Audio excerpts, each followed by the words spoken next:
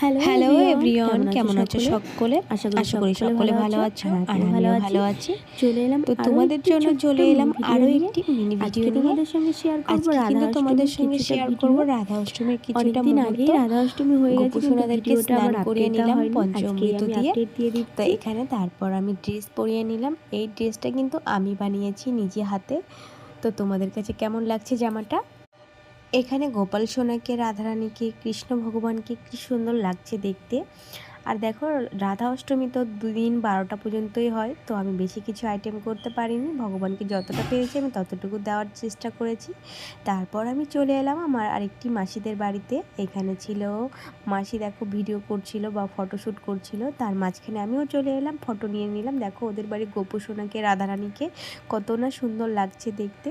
তারপর আমি চলে এলাম আরেকটি দিদা বাড়িতে। এটা আমার সেজো দিদা বাড়ি। এটা সেজো দিদাদের বাড়িতেও কি সুন্দর ভোগ দিয়েছে ভগবানকে, আর ঠাকুরগুলোকে দেখিয়ে দিলাম। তারপর আমি বাড়ি এসে খেয়ে নিলাম। তারপর দাদা ফোন করলো আর একটু দোকানে, তো দোকানে চলে গেলাম। দেখো রাধা অষ্টমীর দিনে এত সুন্দর একটা উপহার পেয়ে আমি খুবই খুশি। তো আমার ভিডিওটি কেমন লাগলো অবশ্যই জানিও তোমরা। টাটা।